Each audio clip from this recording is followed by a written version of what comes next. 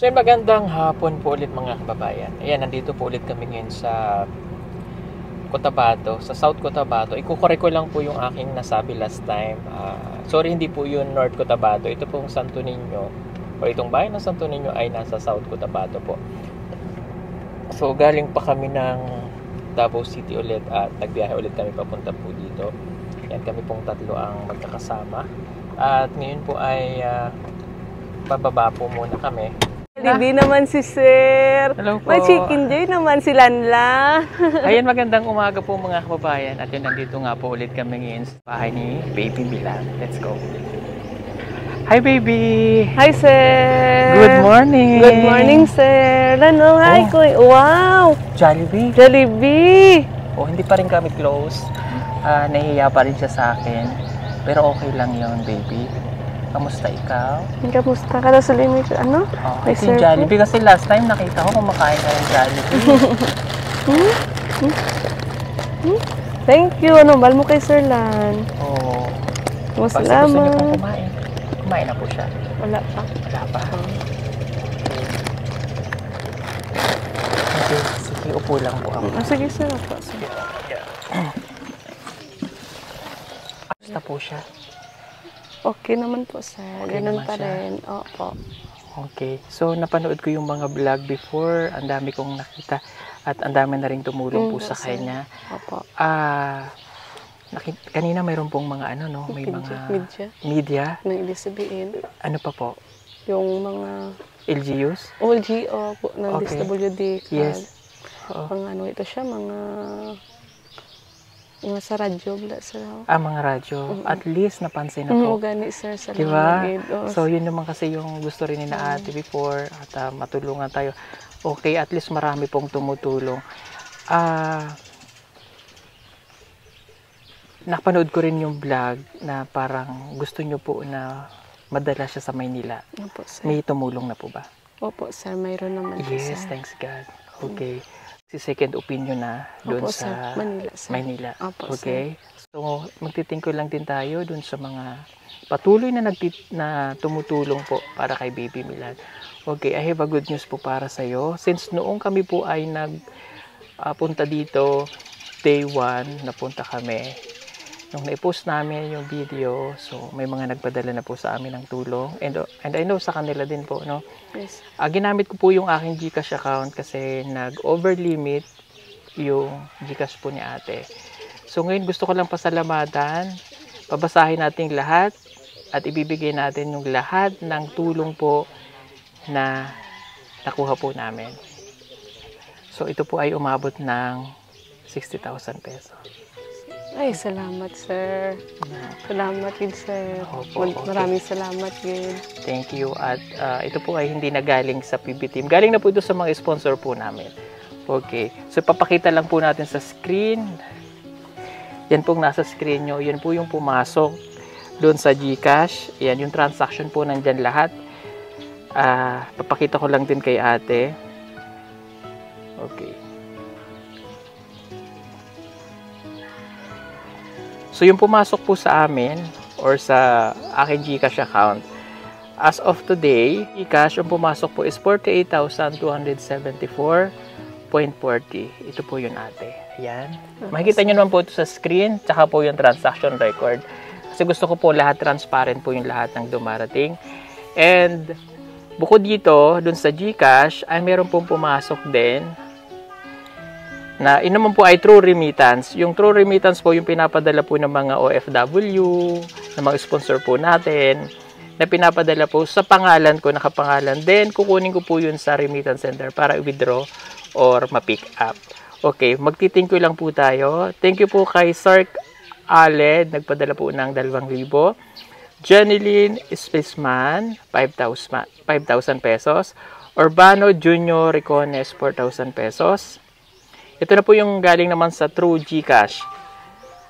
Ma'am Villegas Corbilon, Marisa, 5,044. Carl Eric, 500. Johnny Mar, 35 pesos. Mary Ann Abelda Dilatori, 500. Joyce Ann, 500. Justin, 250. Anonymous, 1,500. Ma'am Seth, 500. Ma'am Janine, 150. Ma'am Lisel Fry, 300. Ka or KA, 37. MSED, 200. Ma'am Badet, 522.26. Maricor, 200. Cheryl De Ocampo, 5, 567.50. Maiden Mai, 1,000. Catherine Madrid of the Woodlands, Texas, USA, 5,605. Iana Gandao Mando, 150. Dondon Obra, 1,000 pesos. Jean Canindo, 500. Mary Jane Nobal Roy, 5,000. Vanessa Camille Latorre, 300. Joseph Martinez Alvarez, 300. Jeffrey Pagaran, 1,000. Esther Co, 300. Ellen Kahelsot, 1,000. And Ate Thea, 1,000. So yung pumasok po sa GCash, base po dun sa na-record ko, itong mga nabanggit natin, ay 27,460. Pero yung total po na nasa sa GCash natin ngayon, ay yung pong 48,274.40. Ibig sabihin, mayroon pong mga nagpapadala sa atin na hindi po nila o hindi na sila nagchat-chat kung kanino galing. Nakikita na lang natin pumapasok po sa GCash.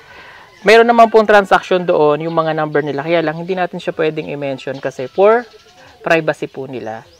So, yung iba naman, nagpapadala po ng message. At least nakikita nyo po dito na pumasok po lahat ng pinadala nila. Okay, kaya ang total po nito ay yung pong lahat ng donasyon na natanggap natin ay 59,274. So, gagawin na lang natin sarado para maging 60,000. So, yung mga iba, alam ko yung iba magpapadala pa rin, ibibigay pa rin po namin sa inyo. So, ito lang po yung as of today na na-compute po namin. Okay? So, ito po ang ibibigay natin sa kanya, kay ate, para po makatulong sa medical needs para po kay baby Milan. Ito po. So, cash ko na pong ibibigay. So, ibig sabihin, yung nasa sa GCash ko po, ito na po yung kapalit. Yan. 59,274 to. So, gagawin ko na lang siyang, buuin na lang natin na 60,000. Pero, yung barya, bibigay ko pa rin to sa iyo. Salamat, sir. Binuo ko na to na 60,000. Sandali. Nandito na. Wait lang, ha? Ayan. Bilangin po natin. Ayan. So, pasensya ka na ate ha, bibilangin ko ha. Sige po. Kasi ganun kami para at least transparent po. Sige po. 1, 2, 3, 4, 5, 6, 7, 8, 9, 10, 11, 12, 13, 14, 15, 16, 17, 18, 19, 20, 21, 22, 23, 24, 25, 26, 27, 28, 29, 30, 31, 32, 33, 34, 35, 36, 37, 38, 39, 40, 41, 42, 43, 44, 45, 46, 47, 48, 49, 50, 51, 52, 53, 54, 55, 56, 57, 58, 59, 60. Ayan. Yan po ay galing sa mga sponsor po ng Pugong Biyahero. Marami pong salamat sa inyong lahat. Opo. Sir. So, kamusta ang pakiramdam ni ate ngayon? Okay, Na ang dami nang tumutulong po. Kami, sir, nalipay gid kami kay damo gid, sir, nga nagbulig sa amon, sir, nga para kay baby Milan. Nga wala og gid na-expect, sir, nga mapansin gid si baby, sir, nga para time na siguro, sir, nga basi amo na ni nga time nga mag-ayo na si baby nga maoperahan na sa sir. Kami sir pasalamat gid kami sa imo sir kay layo pa gid biyahe mo sir nakagagtong mo gid kinapangita nagkagto ka gid diri sa amon sir para mabuligan mo lang kami kang ano sa imo sir nga nagpasalamat gid ako nga kung sino man nagpadala kay sir nga salamat kay nabaton gid namon ang kwarta nga kipadala ninyo kay sir kay ari na king ano na ni sir sa amon king hatag na maraming salamat po sa inyo. Hindi taman kamo makilala, hindi taman kamo maano, pero sa buong sa taos puso ko po nagpasalamat kami sa inyo kagdaat. Marami pa kayong matulungan, hindi lang si Baby Milan. Salamat and God bless. Ayan, thank you. So, alam niyo po yung pakiramdam ng isang ina na, alam mo yun yung araw-araw na, kumbaga araw-araw kayong ganito dati na parang wala kayong magawa. Pero ngayon, di ba? Po, sir. Nabunutan ng tinik, di ba? Daw na ano naman ko sir nga naano ko sir nga nalipag kami sir nga makadamo gid makabuli kay Baby Milan sir nga mas ingkit kay sa tanan nga nagbuli kay Baby Milan nga nag-una gid nga nag-ano si Ma'am Kim mas nga nagtuloy-tuloy na sa mga vloggers. Maraming salamat po Opo, sir. kumusta ka naman? Ngayon sir, gakuan sa bata ko sir kay siyempre sa iyang kondisyon. Oo. Wala na kung may magbulig sa amon sing may mag-sponsor wala si raw nga makapangita kami sing doktor nga mayo pagid. Okay. So, kanina kasi, yun nga, ang daming napunta dito. Opo. So, kayo makakapunta na ng Maynila, no? Opo, At may tutulong na po doon at napakagandang balita nga nun. Okay, ikaw bilang tatay, so, syempre yung kayo-kayo lang yun dito dati nung halos wala pang ganong natatanggap na tulong. Opo. Pinanghinaan ka na ba ng loob para sa anak mo? Opo sir, kasi ang sabi ng doktor sa amin nung nanggaling kami sa Davao. Di talaga siya maoperahan kasi hintayin lang daw namin na mag 5 years siya. 5 years old. Oo. Kasi mababa yung kanyang timbang. At baka hindi daw makaya yung operasyon, sabi ng doktor. Nag-decide kami ng mama niya na umuwi na lang dito at hintayin yung 5 years. Kasi wala naman kaming cancer eh. Mahirap lang kami at saka dito lang nagtatrabaho lang ako sa palayan. Sa palayan, may spray. Walang Yun ang naging sapat na trabaho. income. Oo. Kaya yun, kung mabuti rin kay napansin yung post namin na may ano tawag sir? May nakapansin. May nakapansin tumulong. sa na-post namin at may tumulong. Is magaan na sa pakiramdam ano? Oo sir, magaan na. Mapil ko na may pag-asa pa ang akong bata sir sa hindi ang karamdaman sir. Okay, kasi yung araw-araw ba nakikita mo yung anak mo na ganyan, naghihirap. Kahit hindi niya sinasabing masakit. Pero nararamdaman mo yun eh, no? Kasi ikaw tatay ka. Oo sir. Maramdaman mo talaga sir kasi palagi ko naman siyang kinakausap. Sabi ko, Lan, masakit ba yung bukol mo? Sabi niya lang sa akin ng hindi. Ano mo lang sa iya sir nga wala lang sa may ginabatsyag. Siguro sa amuman sila yung sitwasyon sa amo niya, doon naisip naman siguro nga pigado kami. Naisip yung kung yambal ko pagod niya amo sinibla raw may sakit ko mo ni.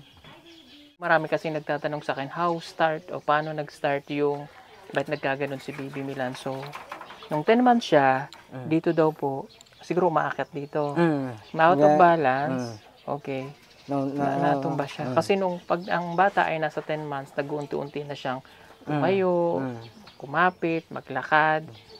Pero hindi po kapabayaan yun ng magulang. Kumbaga, may ganun talaga eh. Kaya lang, dito siya tumama, matigas ito. Matigas. So, Nung pagtama niya dito, ano nangyari sa kanya? Yung unang nakita niyo sa mukha?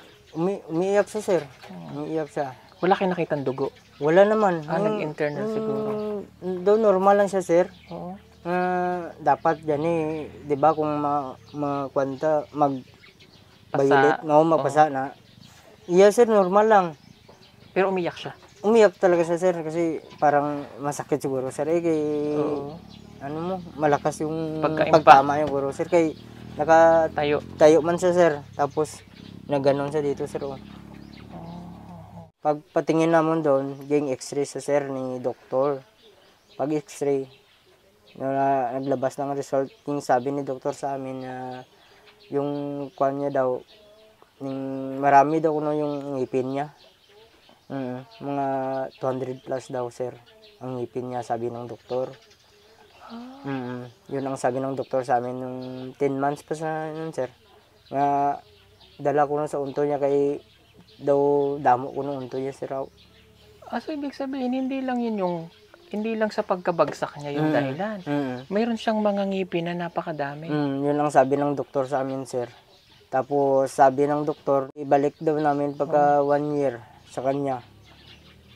Hindi na kami makahintay, sir, na ibalik pa sa kanya 1 year kasi lumalaki na. Lumalaki na. Doon, pumunta naman kami sa Nuralas. Yung admit niya kami, sir. Masyadong madami yun. Di ba? Wala pang itong 100 eh. 10 months pa. 10 months. Ibig sabihin, mayroon na talagang problema pala si baby doon sa ngipin. Yun. Pag admit sa amin doon sa sa Nurala, yung siya ng CT scan, sir. Para CT scan, para malaman talaga kung anong sakit niya. Anong resulta ng CT scan? Sabi ng doktor, meron talaga siyang tumor. Tumor ang sabi ng doktor. May tumor na. So, parang nag-trigger nung bumagsak. Parang naging calling. Yung pagkabagsak niya, maraming ngipin, tapos may tumor. Yun ang sabi ng doktor. Hindi pa kami makakontento, sir, ba? Yung sabi naman sa doktor, sir, dok, ano ba talaga ang sakit ng anak namin? Sabi niya, hindi ko malaman pero ang sabi niya may bone tumor. Para makasigurado daw sila niya sa amin, i-refer ko kayo sa Davao. SPMC. Sa SPMC. Tapos for biopsy na. Ano resulta ng biopsy? May mandibular mass, sir. Mandibular mass. Maxillary mass. Okay. Kasi sobrang laki na dito. Pag nakita niyo po yung bata ng personal, bukod sa malaki yung dito niya, yung bibig niya, yung mga sugat sa gums, hindi niya nararamdaman yun? Hindi naman, sir. Pag dumugo yung sugat niya, sir, sabi niya, Dugo. dugo. Dugo. Never nang naramdaman. Hindi niya maramdaman na sakit ba? Parang manhid O siguro, hindi niya lang pagambal sa amon, sir, nga sakit. Ang ginambal lang sa amon, dugo. Tapos mag-ibi siya. Muna na. So, hoping naman na maging maayos po at kung ano man yung kahinatnan, alam kong matatanggap nyo naman yung Opo, sir. Pag-isipan naman namin. Pero sa ngayon, baka sakali na baka may second chance pa, sir, na may option pa nga para yes, at least, di ba? Kahit paano ginawa nyo yung parte na dinala sa Maynila, nag-second chance, di ba? Para at least maging panatag din sa sarili niya. Pero kung halimbawa dumating yung point na yung ayaw nyong mangyari, ano yung masakit? Siyempre, sir, masakit talaga. Kung madulain man sa samon, mga gina, sir, ang mama lang yun naman kung halimbawa madulain man sa samon, palangga isa naman ni mama niya. Kay alin sang gamay niya, tanan niya kung himo man naman siya, sir. Wala naman siya ginapabayaan. Kapila kami, siya gamay lang na, sir, nga halimbawa magtrangkaso sa ginaubo siya. Namon Japon na sa ginapacheck up Japon namon. Kay para naman, kay sino man nga tatay kag nanay nga Hindi makita nila nga ubo lang gani kag kuan na makuan kag dayon, di ba sir? Kay ti siyempre anak mo yun. anak mo palangga mo sa kayo, bakit ti siya lang yun man ang una naman nga bata. Okay, so yung laban lang ha. Salamat kid sir. Fight ha. Kaya mo Salamat, yan. sir. Pag-pray ka lang kay God ha. Kami naman po ng team ay nandito lang at patuloy po kami na ano man po dumating sa amin, ibibigay po namin sa inyo. No? So, kailan po yung plano nyo papuntang Maynila? Nang maginahulat lang kami sir, amo daw to sir nga mag ano do sa amo dito mag-sponsor sir bang muna kung may date na kami sir na mag-PM na kami sa itong ginasugo na bala sir nga kung ano oras amo po nga kay malakat na kami sa Manila kay may nag-refer na nga doktor sa amo dito sa hospital sa Quezon City sir. Philippine Children Hospital. Opo sir. Oo, dito kami kaya kay basi ano na si BBT kung maano sir next week na. Next week? Yeah, tama. Oo, Ano sir. po? Mas maigi po yun kasi marami nagko-comment sa amin meron daw libreng ospital dito yung sa Sultan. Pero hindi naman po kasi basta-basta at yes, may ospital po dito pero yung operasyon na gano'n ay hindi kayang gawin dito. That's why kaya nga sila napupunta pa ng Davao kasi nandun yung malalaking ospital or yung other private. Ngayon naman, meron tayong Maynila na makakapag second opinion kung ano yung gagawin. Pero hindi naman po pagdating ng Maynila, maoperahan ka agad siya. Chicheck pa ulit, no? Opo. Chicheck pa po ulit yan. Titingnan pa po ulit kung anong gagawin kay PB Milan. Pero ang good news to natin importante, may chances na madala siya sa Maynila, may magagaling na doktor doon at doon siya mismo matitingnan po. Ano po? Ayan. So, yun lang po mga kababayan. Thank you, ate. Thank you sir. Laban lang ha. Opo sir, thank you. Fight, continue praying. And I know yung sambayan ng Pilipinas, no? They are praying para po sa agarang pagaling po at makarecover agad si Baby Milan kung maoperahan siya. So, pag-pray po natin si Baby Milan at sana yung habang nag-aantay siya ng operation, wag po kayong magsawang magtulong pa rin po para po kay Baby Milan kasi it's a long, diba? Laban, kumbaga. Pero tibay lang at pananampalataya sa Diyos. Marami pong salamat sa inyong lahat ulit mga kababayan. So, God bless po ulit sa inyo and salamat po sa lahat ng mga tumulong para po kay pamilya ni ate, pamilya ni kuya at saka po kay Baby Milan. Salamat po. Bye-bye. Wow, Jelly. Oh, love kita. Love kita. Sama ka na kay kuya. Halika, sama kay kuya. Sige na. Halika. Kuya, maglaro kayo ha? Laban lang ikaw, baby, ha? Fight ikaw, no? Fight. Maraming nagmamahal sa iyo, no? Kabe, salamat. Kabe. Bye-bye, salamat, Bye-bye na, bye-bye. Sino? Tingnan natin. When there's no more hope is left in me, I can see what comes my way, and I'm always lost. There's nowhere else to go. Gusto niyo po bang makatipid ng kuryente pero hindi natin maiwasan dahil sa mainit na panahon? So ito na po yung sagot. Meron po tayo ditong solar stand fan. So tama po, solar po siya. Ito po yung kanyang solar panel. Okay? Paano po ba ginagamit ang isang solar stand fan? Po natin ay dual po siya. Pwede po siya sa kuryente at pwede rin po siya sa solar. So yun po ang kagandahan niya. So paano po ba siya ginagamit sa solar? So kung ito po yung panel, gagamitin po natin siya sa solar. So ito po yung kanyang cable wire na may 4 meters. Isasaksak lang po natin siya dito. Ayan, napakadali lang po. Isaksak natin dito. Then, ibibilad na po natin to sa araw. Okay? Ilalagay natin to sa arawan para magkaroon siya ng energy. So, yung battery po niya, yung solar battery niya po, inbuilt na po dito sa body ng ating solar stand fan. Ngayon, paano naman po siya gamitin kapag sa kuryente? Meron na po siyang kasama na charger niya o yung plug. Okay? Ganon din lang po. Same procedure, isasaksak natin dito, and then, saksak natin to sa kuryente. Araw naman po, pwede natin gamitin siya sa solar. Tulad ng sinabi ko kanina, i-chargers lang natin siya. Ayan, ipa-plug in lang natin. Kapag na-plug in na natin, ibibilad sa araw. Ngayon, kahit nakabilad po ito sa araw, maghapon nyo siyang gamitin, tatakbo po yan. Tatakbo siya ng tatakbo.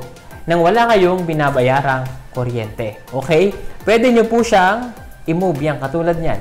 Nag-move siya. Movable din siya. Katulad din dun po siya ng ating mga ginagamit na mga electric fan. Ganun na ganun po siya.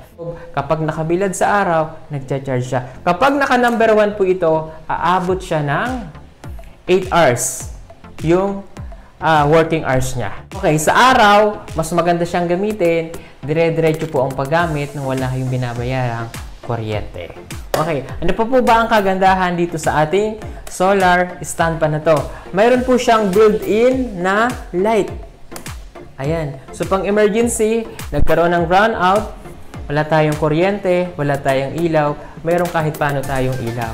Aside doon, mayroon din po siyang kasamang power bank. No? Pwede po kayong mag-charge dito. Gamit lang yung ating USB charger, ilagay lang po natin dito. Ayan. Then, yung ating cellphone, kung ano man po yung cellphone natin, plug in lang natin. Mag-charge na po siya. Ganyan po kaganda yung ating solar stand pa natin. For only 4,999 na po siya. Free shipping nationwide, no? Ito pong kikitain natin dito ay napupunta, yung 50% napupunta sa ating charity at 50% sa ating na pinapasweldohan po ng PBTin Solar. So mag-avail na po kayo para po makatipid kayo ng kuryente. Maraming pong salamat.